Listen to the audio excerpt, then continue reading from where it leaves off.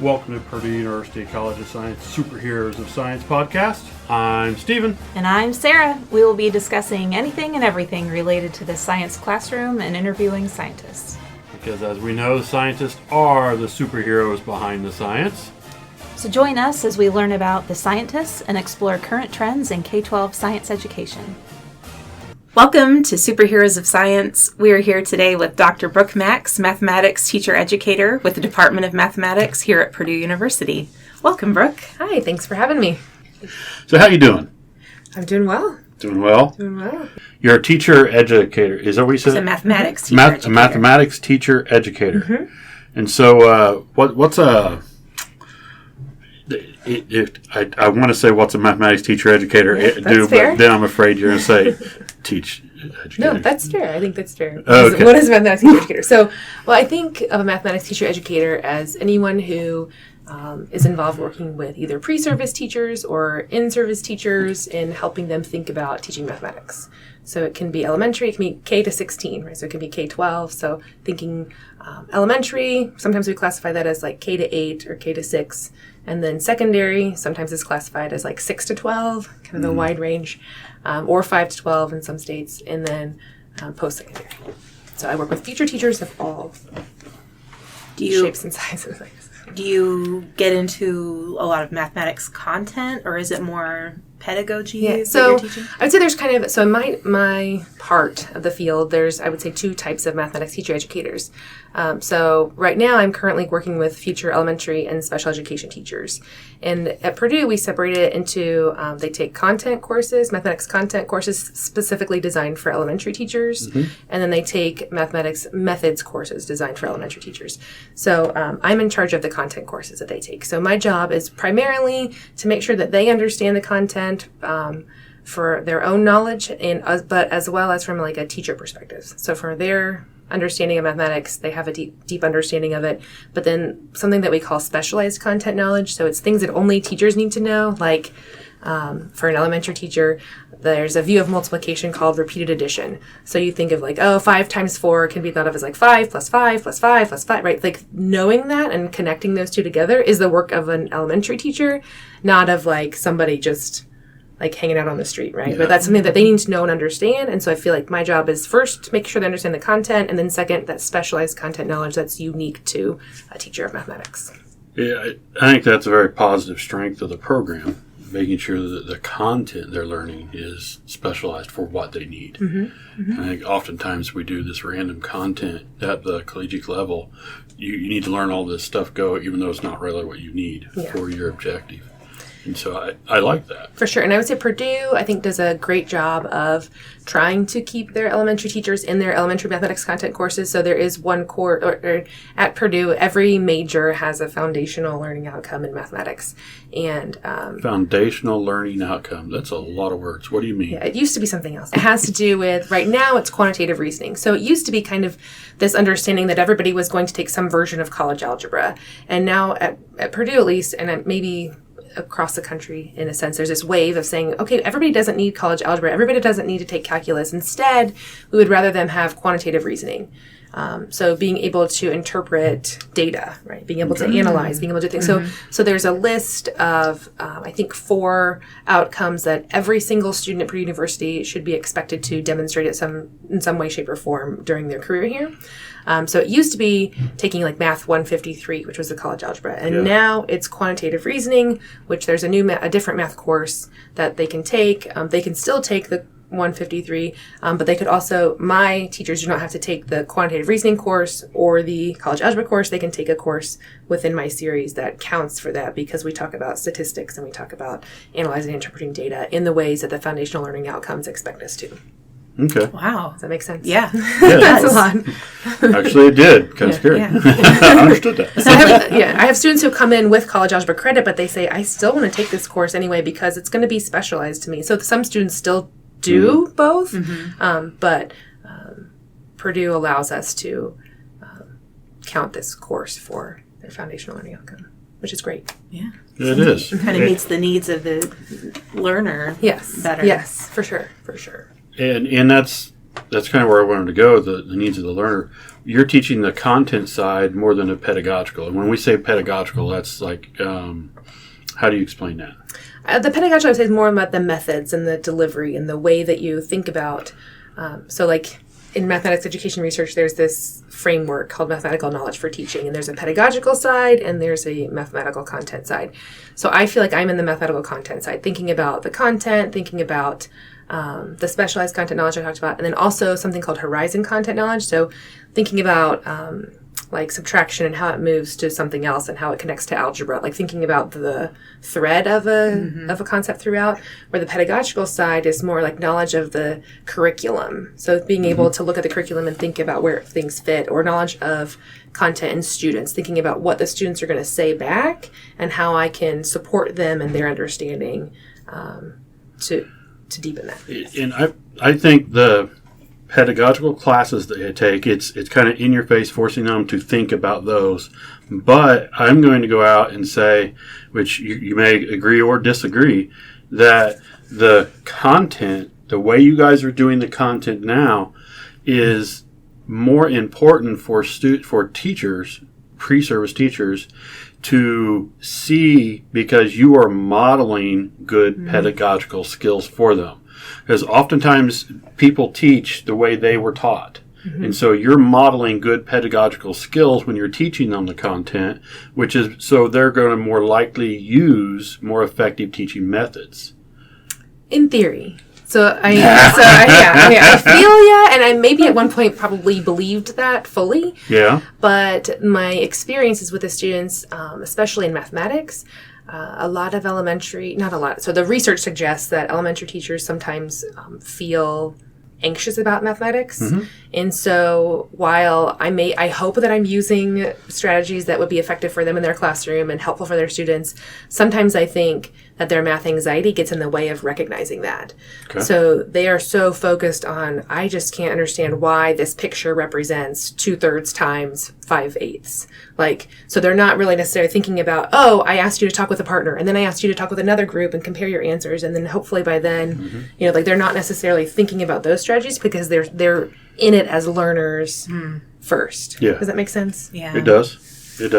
I'm not saying that's the case for all of my students, but I would say the majority of my students are so apprehensive about mathematics in the thought of teaching mathematics that even at 6th grade level, when we talk about some things that 6th graders can do, they're shocked that 6th graders can do it. And I said, but I think a part of it is that sometimes we stifle your creativity as you get older, right? And especially in mathematics, you were great at algebra probably because you followed a lot of rules, or you liked pre-calculus because you had formulas and you just did them, right? But I don't want to see a formula. I do not want to see any formulas. I want to see you thinking, and I want you to tell me 2 ways you could do this. I want you to think about, what would you say to a student if they told you this answer? I don't know.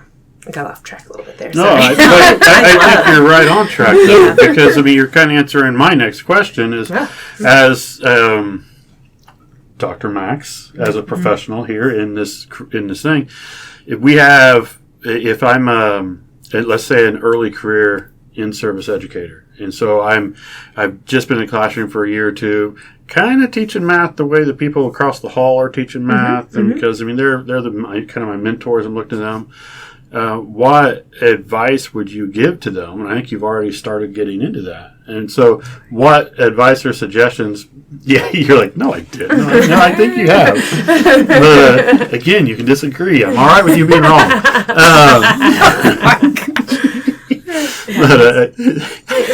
Sarah's used to that. I'm mean to her. But so what advice would you give to them for their, I don't know if you want to say pedagogy or how they're teaching their content, since you're a content specialist? Yeah. And so what would you say to them?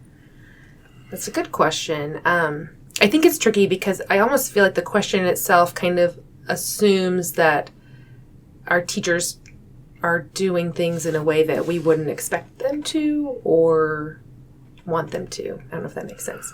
So I think that there are plenty of good teachers out there doing great work now. So I think if you are teaching the way across the hall, I think that's okay.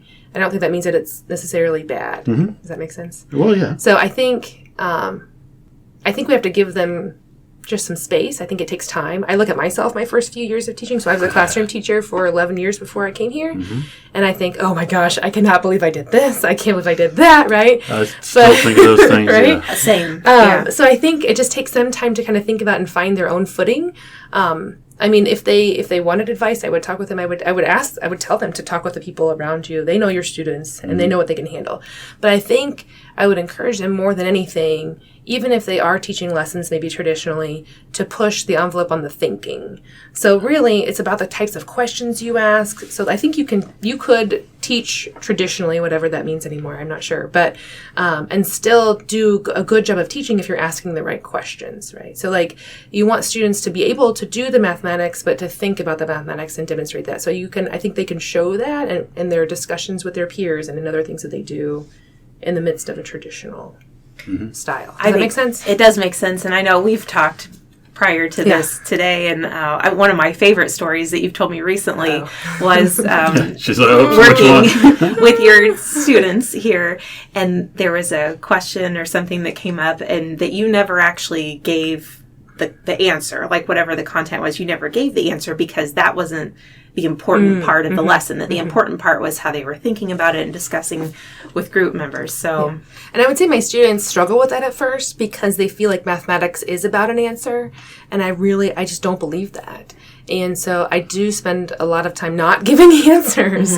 And so they're like, oh, am I right? I'm like, I don't know. Are you? Like, what did you think? Tell me what you were thinking. What did your neighbor get? How did compare your thoughts? Like, I feel like they learn quickly that they're not going to get an answer out of me.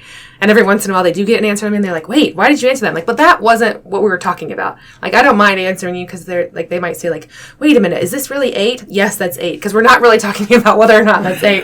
The concept is something else, right? So like, they look at me funny. Even yesterday, the girl was like, wait, what? Yeah. You just gave me a yes? I'm like, yeah, I did, because that's not where I want you to be stuck, right? If you're going to have productive struggle, I want it to be like productive, right? I don't want you just to struggle for the sake of struggling. I want you to be productive in your struggling, which is part also of like what the National Council of Teacher Mathematics, like all this research is saying, right? Like struggling is good. And I mean, you can take it back all the way, like what is Piaget, who says like disequilibrium, right? We want to get to this place where like, like I need to make sense of this and then work through it. And I think that's our role as teachers, is like it shouldn't just be smooth sailing all the way through. I think our job is to help them find their own path through this road, whatever we call this road. Sorry. Well, how did your own background leading up to where you are today? So how did your own background kind of shape your thoughts that you have today as a mathematics teacher educator? So my own background, I always wanted to be a teacher, like from a very young age. I just wanted to be a teacher. My father was a mathematics teacher for 5 years, and then decided he couldn't afford it. My mom was a stay-at-home mom and did a great job with that. But for the family to live, we were 4 children. He just couldn't afford being a teacher. So he left and went to different business, but mathematics teacher was his role for a few years. And my aunt was a mathematics teacher. She ended up teaching business calculus at the university, or Illinois State University, for years.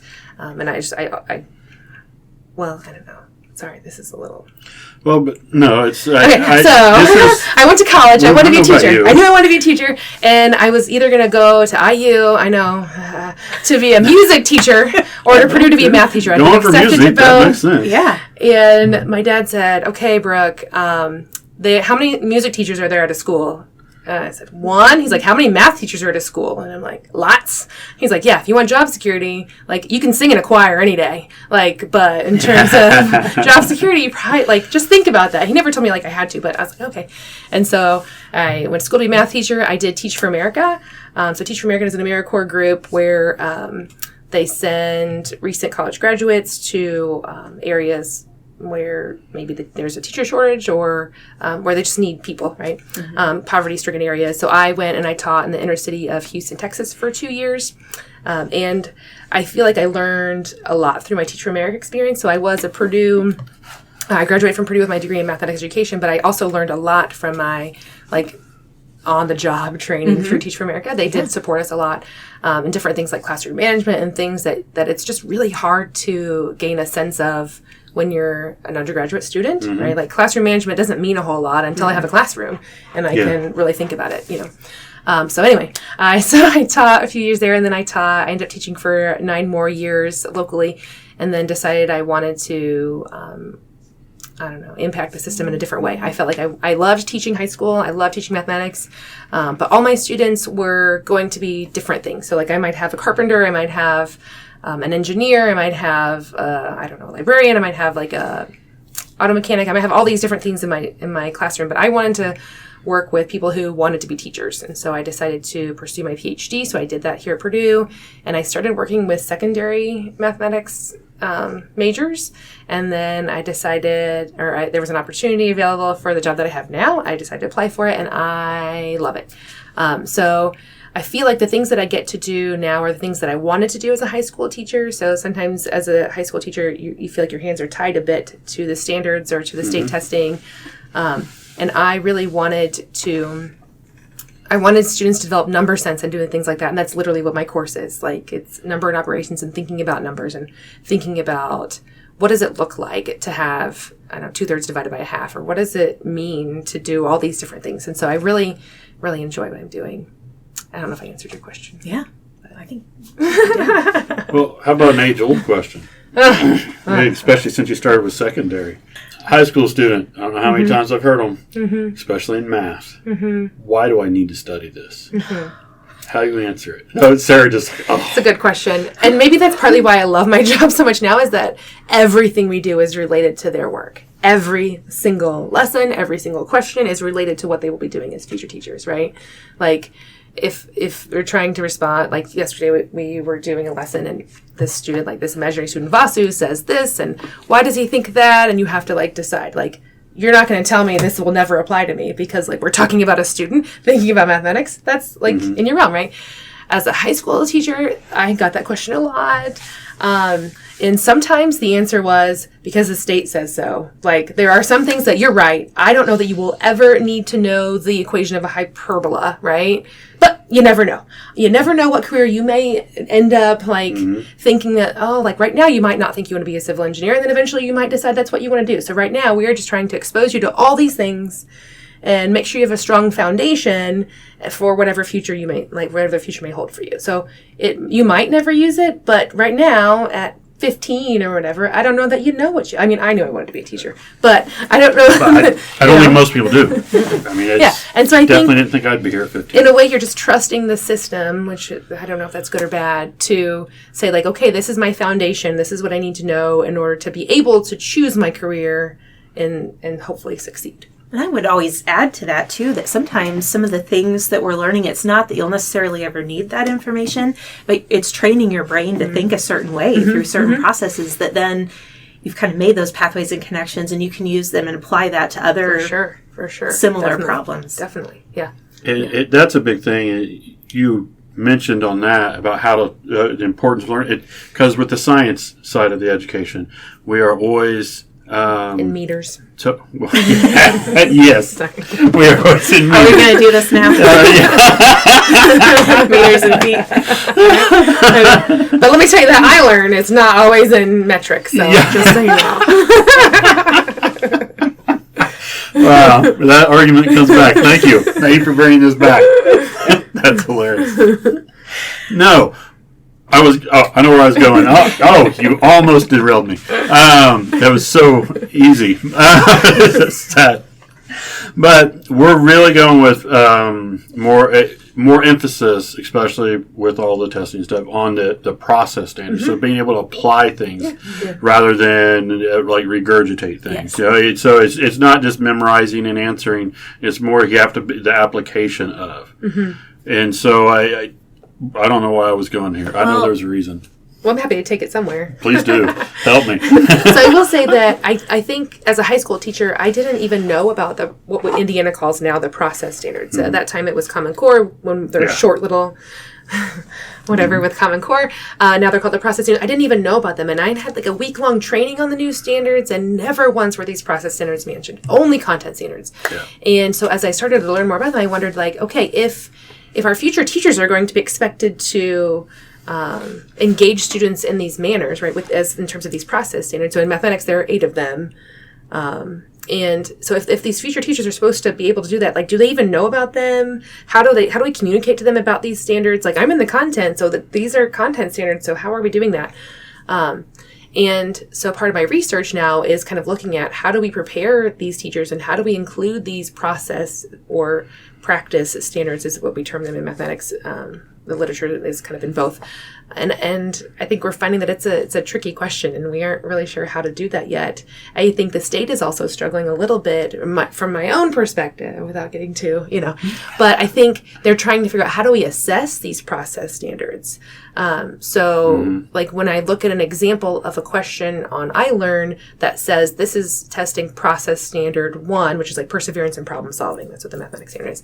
I look at it and I don't see just that standard. I think that's the hardest part. So the question is designed to assess that. But there's also content embedded within that question. So the question might be about the perimeter of a triangle, but they're tagging it as a process standard question. Or previously they were. I don't know what they're doing now. Maybe this should be cut from the whole interview. But I think that's a tricky part. I think that it's important, and we're trying to show that it's important by saying these process standards need to be a part of it. But I don't know how you necessarily assess them effectively to know whether or not students are doing the things that these process standards want you to do. Fair point. Sorry. Fair point. Keep that part.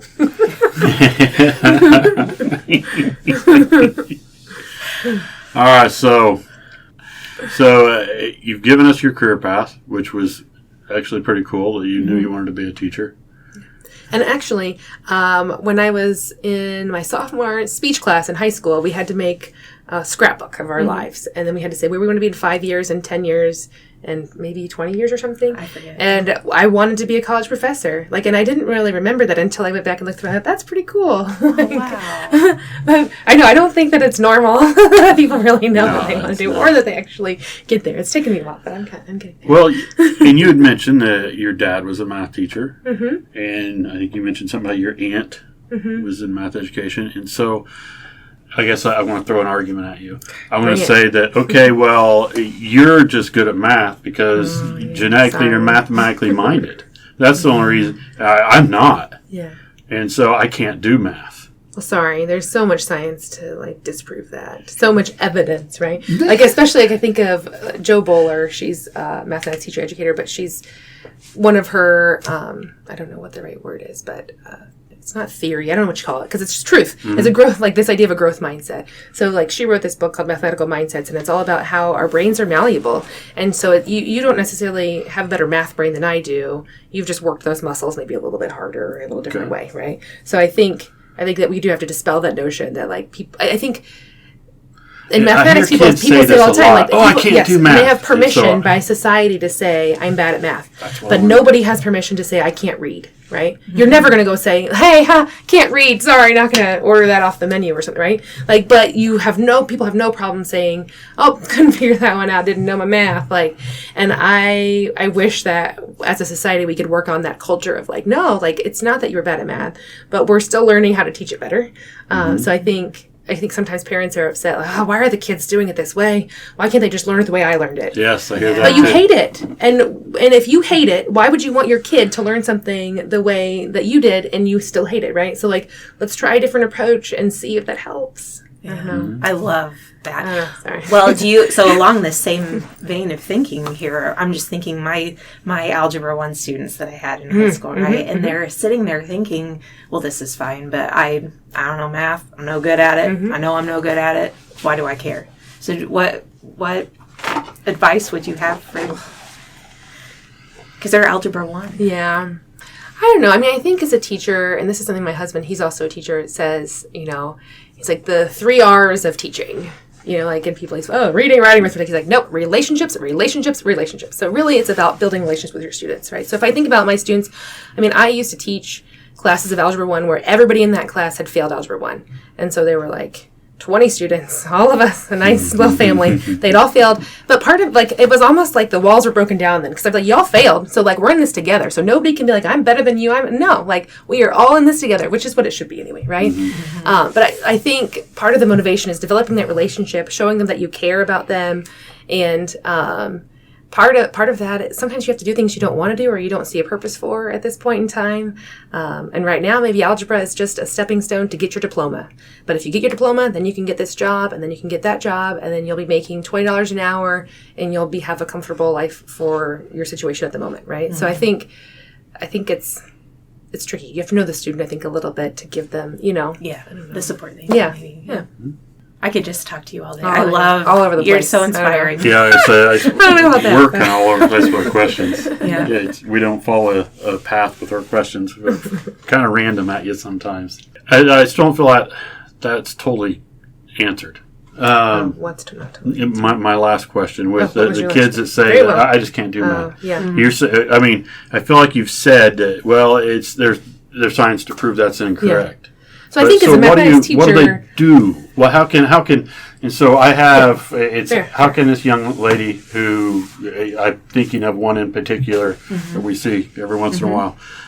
So now you know who I'm talking about. She says, "Oh well, I'm not good at math. I can't do math." Just telling her no, science proves you can. Isn't gonna. What do you? I think you have to invest in them too. I think you have to help them them find resources. So for like my students, the College of Education recognizes that they might need a little extra support, and so we offer lots of extra support for them. They can come see me. They can come see other TAs who are trained in this like idea of mathematics content specially designed for elementary teachers, right? They're not going to a calculus tutor or whatever. Like that's not what the kind of support that they need in terms of my students. And we just offer lots of different ways for them to get that support. But I think that if a student is saying, I'm bad at math, I think they need help, right? And so I think you have to find resources for them to help. But I think, like, my role personally, if I were talking to you and you'd be like, oh, I'm bad at math, and then I would ask you questions. You're like, oh, well, tell me this and tell me that. Oh, you just did, like, algebra in your head, but you didn't even think about it because you didn't know it was algebra. And I think sometimes I like to do that. Like, so maybe it's not really trickery, I don't think, but helping them, making them aware that they really do know and use mathematics. More than they just don't know it. They don't recognize it. Right. That's fair. Is that better? That's better. Give you a little more. Better. But hey, like, it's hard not having a student in mind. I mean, I can have students in mind. I know. I'm telling you to do something very actually- generically. Yeah. No, that's fair. But I do like the fact that you mentioned finding resources. Yeah. Because there are a lot of resources out there. Yeah. I know, like the conference, what's that one? Ask Rose or something? Yeah. I think it was that one. Rose There's the whole Kaplan... Khan Academy. Yeah, Khan, that's it. Khan Academy. I know my kids have used the Khan before, like in the summer. Yeah. We've had them go through in the summer when my daughter, I don't know, it's when they put them in the tracking classes or whatever, then she like jumped a whole, so she lost like a year. Oh. And they pushed her into the next one, and we're like, she's not ready for that. She's going to hate this math. So in the summer, we had her do a whole course in the Khan Academy. Yeah. It wasn't bad. Good. Good. She seems to like to learn things, and so thank goodness. But there are a lot. My point being, there are a lot of resources to be able to help. And as you mentioned, studies show that your brain is malleable. It's what you've practiced. If you've talked yourself into not thinking that you're not good at math, it's just because you've talked yourself into it, or you've internalized something someone has said. But those or you had a bad facts. experience. Like some people can tell me about an experience where they were doing fractional multiplication as a 5th grader, and their teacher came and yelled at her and like slammed her hands on and said, "What are you doing?" And for her, that was enough. Yes. And that was 5th grade, and that was enough to make mathematics be an awful experience for her. And then she just struggled and struggled and struggled to come around to be able to feel comfortable teaching it. Yeah. Totally understandable. I think those little things is what kind of triggers something in us oftentimes. But the fact that they can really do it, and it's society has allowed them, because it's kind of, I want to say, for a norm, it's almost expected. Oh yeah, I'm not good at math. Oh yeah, who is? Type of thing. Well, that's not true. I think it was Michael Battisti who wrote an article. It was like 1999 even. I feel like I could be wrong on that, but it was like a badge of honor, right? To say like, I'm bad at math, and we don't want that to be a badge of honor. Right? Yeah, I don't know how we got that way inside you, but it is. Yeah. That's a good way of putting it. It's almost a badge of honor. Thank you. Thank you for being having me. our guest today. We appreciate it. Thank you for listening to our podcast. If you love Superheroes of Science, be sure to subscribe, rate, and give a review on iTunes or your preferred podcast player. Be sure to join us as we add interviews of scientists and incorporate discussions of current trends in K-12 science. Until next time, be super, and remember, you are someone's hero. Boiler up.